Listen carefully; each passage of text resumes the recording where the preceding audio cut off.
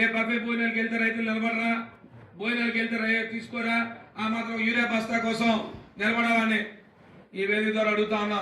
ఎందుకు నిలబడాలి? దేనికోసం నిలబడాలి? మీ ఓట్లేసామని మీ ప్రజాప్రతినిధులు అయ్యారని చెప్పి రైతాంగం అందరూ వచ్చి నిలబడాలా? ఎట్టి బస్సులో ఊరుకునేది లేదు. ఎట్టి బస్సు అలాంటి కార్యక్రమాలు అయితే ఎట్టి బస్సులో ఊరుకోం. దేనికోసం మీరు మమ్మల్ని అవహేళన చేస్తున్నారు? ఈ రైతాంగం తరపున ప్రతిపక్ష పార్టీగా వైఎస్ఆర్ పార్టీ చెప్తా ఉంది, ఎట్టి పరిస్థితుల్లో కూడా మీ మాటలకు తగు జవాబు చెప్పే పరిస్థితులు ఏర్పడతాయి. మీరు దగ్గర బుద్ధి చెప్పే పరిస్థితులు వస్తాయి రాబోయే రోజుల్లో. దేనికోసం మేము నిలబడతాం? మీ ఓట్లు వేసినందుకు మేము రైతులు వచ్చి భోజనాలు ప్లేట్లు పట్టుకునే అంత విధంగా మీరు అవహేళనగా మాట్లాడతారా? ప్రభుత్వ బాధ్యత కాదా మీకు? రైతు భరోసా కేంద్రాలు కట్టాం. రైతు భరోసా కేంద్రాల్లో గత ప్రభుత్వం ఏ రకంగా చేసిందో మీ కంటికి కనపడలేదా? మీ గ్రామంలో, నిమ్మాడి గ్రామంలో ఏ రకంగా వ్యవసాయం ఆనాడు వ్యవసాయ అధికారులు వచ్చి మీ అగ్రికల్చర్ వచ్చి మీకు ఆ రోజు ఎరువులు కానీ విత్తనాలు కానీ ఏ రకంగా పంచామో మీకు తెలీదా? మీరు ఒక శాసనసభ్యుడిగా ఆనాడు ఉన్నారే టెక్కల్లో. ఇదే మాట ఆ రోజు మీరు ఎందుకు అనలేకపోయారు? ఈ రోజు ఎందుకు మీరు మాట్లాడతారు ఇలాంటి మాటలు? ఇది చాలా మంచి దురదృష్టకరమైన మాటలు మాట్లాడుతూ ఉన్నారు. ఇది మంచి విధానం కాదు. కాబట్టి ప్రభుత్వానికి గట్టిగా చెప్పాలన్న ఆలోచనతో ఒక ప్రతిపక్ష పార్టీ బాధ్యతగా జగన్మోహన్ రెడ్డి గారి నాయకత్వంలో ఇవాళ అందరం కూడా రైతాంగానికి అందరూ కూడా రైతుల తరఫున పోరాటం చేయడానికి ఇవాళ మీ అందరి దృష్టికి పెడుతున్నాం. మీరు పెడతారా లేదా అది పక్కన పెట్టండి. కానీ రాబోయే రోజుల్లో ఖచ్చితంగా మిమ్మల్ని ప్రజాక్షేత్రంలో దోషులుగా నిలబెట్టే కార్యక్రమాన్ని మాత్రం ఖచ్చితంగా చేస్తామని మాత్రం చెప్తా ఉన్నాం. అంతేగాని మీరు కేవలం కలబల్లి మాటలు చెప్తారు, అంకీలు చెప్తారు, గంగవరం పోర్టుకు వచ్చిందని చెప్తారు, లేకపోతే కరకల్ పోర్టుకు వచ్చిందని చెప్తారు, లేకపోతే దారిలో లారీ వస్తుందని చెప్తారు. ఎవరు కూడా ఓ పక్క చూస్తే ప్రైవేట్ మార్కెట్లో చూస్తే 300 రూపాయలు ఎరువు బస్తాను తీసుకొచ్చి 500 రూపాయలకు అమ్ముతారు. ఈ పక్క విజిలెన్స్ దాడులు, ఓ పక్క నుంచి విజిలెన్స్. ఎందుకు వచ్చింది పరిస్థితి? ఎందుకు గతంలో ఇలాంటి పరిస్థితి రాలేదు? ఇవాళ ఎందుకు వచ్చింది పరిస్థితి? కేవలం మీ తాలూకా ఉదాసీనత వైఖరి, మీరు తాలూకా నిర్లక్ష్య వైఖరి. మీరు ఒక వ్యవసాయ శాఖ మంత్రిగా ఉంటూ ఈ ప్రాంతంలో ముఖ్యంగా ఉత్తరాంధ్ర ప్రాంతం అంతా కూడా వ్యవసాయ ఆధారిత ప్రాంతం. ఈ ప్రాంతంలో రైతులకు సమయానుకూలంగా మనం అందించాలనే విషయాన్ని మీరు ఆలోచన చేయలేదు.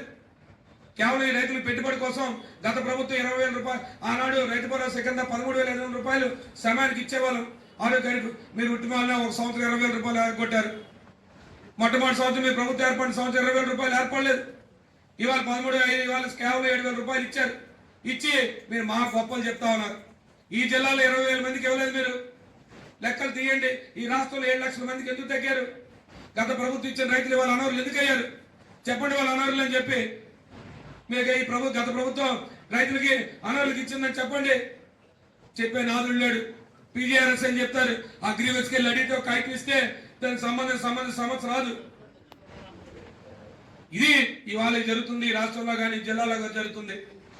ఎవరు కూడా రైతాంగం కోసం పట్టించుకునే పరిస్థితులు లేవు. ఇవాళ సొసైటీలకు ఇస్తారు. గతంలో సొసైటీలకు ఎక్కడ ఇచ్చేవాళ్ళం అంటే ఎక్కడైతే రైతు సేవా కేంద్రాలు లేకపోతే అక్కడ సొసైటీలకు ఇచ్చి ఆ సొసైటీ ద్వారా రైతులకు అందజేసే కార్యక్రమాలు చేశాం. ఇవాళ సొసైటీలకు ఇస్తే ఏం చేస్తారు? తెలుగుదేశం పార్టీ నాయకులు ఆటోల్లో బళ్ళలో పట్టుకెళ్ళిపోయి మీకు నచ్చినట్టు అమ్ముకునే కార్యక్రమాలు చేస్తారు బ్లాకుల్లో. కనీసం కట్టడి చేసే పరిస్థితి లేదు. ఎవరు అడిగే పరిస్థితి లేదు. అధికారులు అడిగితే మేమేం చేయగలం సార్, మా దగ్గర అలాట్మెంట్ వస్తేనే కదా మేము ఇవ్వగలం, లేకపోతే మేమేం చేయగలం అని చెప్తారు. వాస్తవమే. అధికారులు ఏం చేస్తారు? ప్రభుత్వం నుంచి వస్తేనే సరఫరా చేస్తారు తప్ప అంతకు మించి అధికారుల చేతులు ఏమీ లేదు. ఇది ఈ జిల్లాలో జరుగుతుంది. ఇవన్నీ కూడా రైతుల తరఫున మనం చేయాల్సిన బాధ్యత మనకుంది. ఏదో ప్రతిపక్ష పార్టీ బాధ్యత కదా, మన ఎన్నికల్లో ఓటమి చెందాం, మళ్ళీ ఎప్పుడు ఎన్నికలు వచ్చినప్పుడు చూద్దాంలే, ప్రభుత్వం కాదు.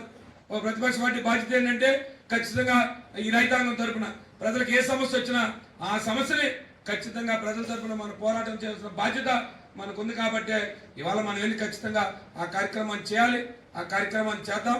ఖచ్చితంగా 9వ తారీఖుని ఏదైతే మనకి ఇచ్చిన ఆదేశాలు ఉన్నాయో దానికి అనుగుణంగా ప్రతి ఒక్కరూ కూడా ఈ వేదిక ముందున్న వాళ్ళు కానీ, వేదిక పక్కన ఉన్న వాళ్ళు, వేదిక మీద ఉన్న వాళ్ళు కానీ అందరం కూడా ఖచ్చితంగా ఈ కార్యక్రమాన్ని రైతాంగం తరఫున పద్ధతిగా మన అందరం కూడా చేసి ఈ ప్రభుత్వాన్ని తెలియజేయాలి. కేవలం మాటలు చెప్తున్నారు. ఏదైనా అధికార సమావేశం పెడితే కావాల్సిన ఉన్నాయండి అంటారు.